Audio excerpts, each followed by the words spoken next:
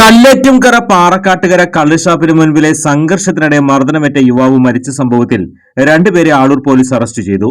പാറക്കാട്ടുകര സ്വദേശികളായ കള്ളിവളപ്പിൽ 28 വയസ്സുള്ള ജിൻഡോ, പൂവക്കാട്ടിൽ 68 വയസ്സുള്ള സിദ്ധാർത്ഥൻ എന്നിവരാണ് അറസ്റ്റിലായത്. കല്ലേറ്റുംകര വടക്കുമുറി കാച്ചാപ്പള്ളി വീട്ടിൽ 41 വയസ്സുള്ള ജോബിയാണ് ചികിത്സയിലിരിക്കെ മരിച്ചത്. തിരുവോണ ദിനത്തിൽ ഉച്ചയ്ക്കായിരുന്നു സംഭവം. ജോബിയും സിദ്ധാർത്ഥനും തമ്മിൽ ഷാപ്പിന് മുൻപിൽ വെച്ച് അടിപിടി നടന്നിരുന്നു. ഈ സമയം ബൈക്കിൽ വരികയായിരുന്ന ജിൻഡോ ഇരുവരെയും പിടിച്ചു മാറ്റുന്നതിനിടെ ജോബിയുമായി വാക്ക് തർക്കത്തിലായി. തുടർന്ന് ഇരുവരും ചേർന്ന് ജോബിയെ മർദ്ദിക്കുകയായിരുന്നു.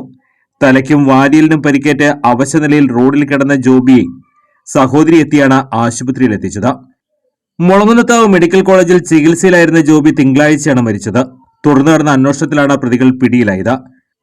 ആളൂർ SHO KM ബിനീഷിന്റെ നേതൃത്വത്തിൽ SIമാരായ KS Girish, KK Raghu, senior civil police officer PC Sunith, civil police officer PS Salesh എന്നിവർ ചേർന്നാണ് പ്രതികളെ അറസ്റ്റ് ചെയ്തത്. News bureau, Puthukkad news.